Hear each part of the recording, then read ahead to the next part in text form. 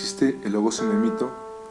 En este podcast se hablará sobre cada uno de estos términos y sobre si estos se encuentran relacionados entre sí. Lo primero que se debe saber antes de contestar a nuestra incógnita es saber qué es el logos y qué es el mito. Según la Real Academia de la Lengua Española, el mito es historia ficticia que encarna algún aspecto universal de la condición humana.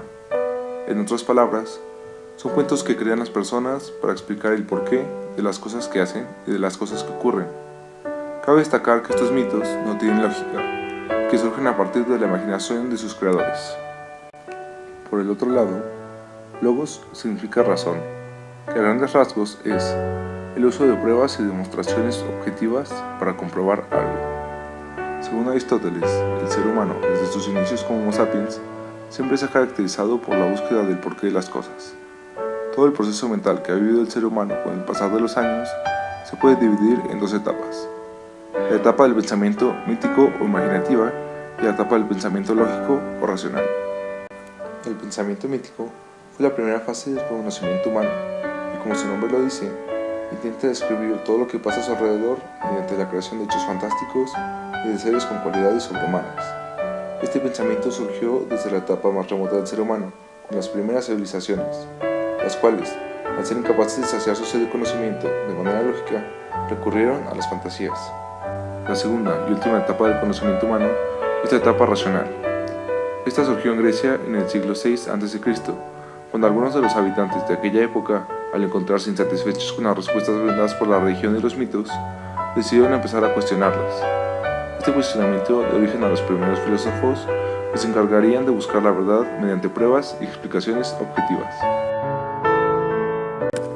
Ahora que sabemos qué significan estas dos cosas, podemos analizar si realmente es necesario que exista el logos para que exista el mito, o si son conceptos separados que se contradicen entre sí. Hoy en día, el pensamiento lógico ha ido cambiando y fortaleciéndose hasta convertirse en la base fundamental de nuestro conocimiento. La mayoría de las cosas que nos enseñan en la escuela se basan en hechos y comprobaciones científicas o filosóficas. Sin embargo, en la época en la que nos encontramos, aún no tenemos las herramientas necesarias para que todo sea comprobable, por lo que recurrimos a los mitos. Tal es el caso de las religiones, que se adaptan para intentar explicar los conocimientos que aún no son comprobables. Un claro ejemplo de esto es el cristianismo, que antes de 1859, año en el que Charles Darwin publicaría su teoría sobre la selección natural, decía que cada especie como la vemos hoy en día había sido creada por Dios. En nuestra época existe el cristianismo que acepta la selección natural.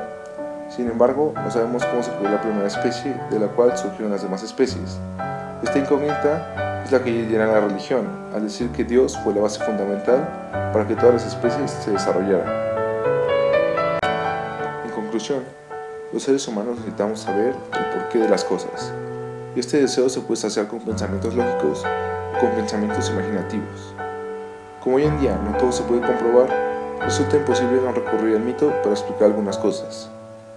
Sería necesario tener el acceso al conocimiento absoluto con el cual podríamos explicar todas las cosas para que existiera el logos sin el mito.